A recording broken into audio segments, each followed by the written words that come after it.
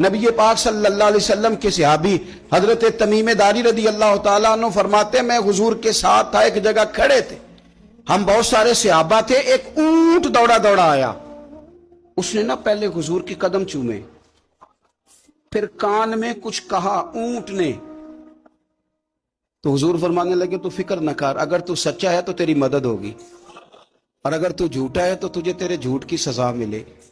یعنی میں کیسے اس بندے کو سمجھاؤں، میں کیسے اسے سمجھاؤں، کمیٹی ڈال کے رو کے درد سے ادھار لے کے کوئی مدینے گیا، اور ماڑا بندہ اور اس کی تڑپ ہے کہ میں سونے کو اپنے دکھ سناؤں، تو وہ کھڑا ہوا تو ایک صاحب اسے کہنے لگے یہ معاذ اللہ سنتے نہیں تو کس کو سنا رہا ہے، چپ کر، کنٹرول کر اپنی زبان کو، اگر دین نہیں آتا تو نبی پاک سے محبت کرنے والوں کے دل نہ توڑ۔ جو رسول اونٹوں کی بولیاں بڑے خوب طریقے سے جانتے ہیں وہ اپنے غلاموں کی باتوں کو نہیں سنتے؟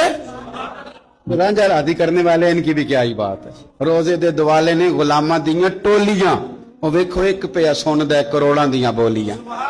اونٹ آیا، آ کے اس نے پہلے قدم چومے، کان میں کچھ کہا، حضور نے فرمایا تو فکر نہ کر، اگر تو سچا ہے تو جیسے تو کہتا ہے ویسے ہو جائے گا، اور اگر تو جھوٹا ہے تو پھر تجھے تیرے جھوٹ کی سزا بھی ملے گی۔ تھوڑی دیر گزری تو حضرت تمیم داری رضی اللہ تعالیٰ عنہ فرماتے ہیں کچھ لوگ دوڑے دوڑے آئے، عرض کرنے لگے حضور یہ ہمارا اونٹ بھاگ آیا ہے اور 3 دن سے بھاگا ہے، مل نہیں رہا۔ حضور فرمانے لگے یہ تو تمہاری شکایت کر رہا ہے، یہ تو کہہ رہا ہے یا رسول اللہ میں نے گرمی سردی میں ان کی خدمت کی، اور جب میں بوڑھا ہو گیا تو انہوں نے مجھے افزائش نسل کے لیے رکھ لیا، میری نسل سے ان کے کتنے اونٹ پیدا ہوئے، اب میں بوڑھا ہو گیا ہوں تو مجھے کاٹ کے ذبح کر کے کھانا چاہتے ہیں۔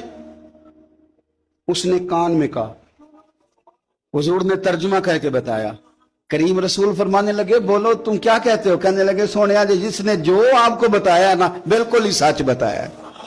ابو داؤد شریف کی حدیث عرض کر رہا ہوں، حضور بالکل ایسے ہی ہے، گرمی سردی میں اس نے کام کیا، پھر ہم نے اس سے بڑے افزائش نسل کا کام لیا، حضور ذبح کرنا چاہتے ہیں۔ تو نبی پاک فرمانے لگے اتنی جو خدمت کرے اس کا صلہ پھر چھری ہے کہ تم اچھا صلہ دے رہے ہو؟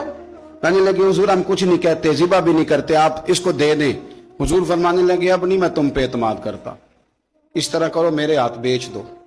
100 دینار کا میرے نبی پاک نے اونٹ خرید لیا۔ حضور نے نا اونٹ کو تھپکی دی، فرمایا جا تو آزاد ہے۔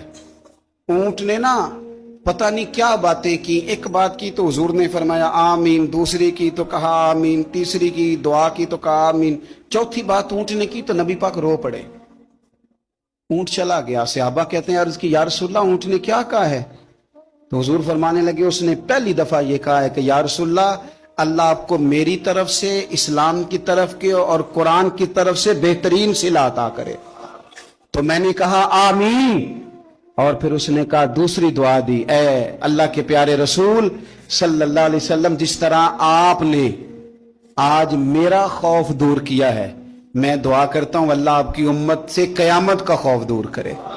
اور میں نے کہا آمین، تو نبی پاک صلی اللہ تعالی علیہ وآلہ وسلم فرماتے ہیں پھر اس نے تیسری دعا کی، عرض کی یا رسول اللہ صلی اللہ تعالی علیہ وسلم جس طرح آج آپ نے میرا خون بچایا ہے، سنیا میری دعا ہے رب تیری امت کا خون محفوظ کرے۔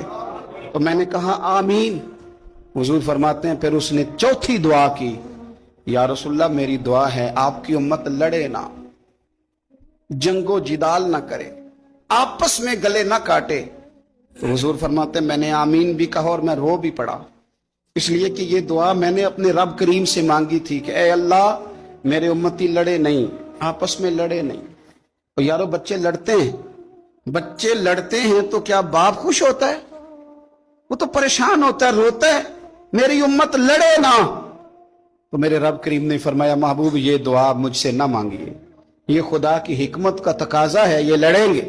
تو نبی پاک صلی اللہ علیہ وسلم فرماتے ہیں جب لڑائی کی بات کی تو میں نے پھر اس وقت میں اب دیدہ ہو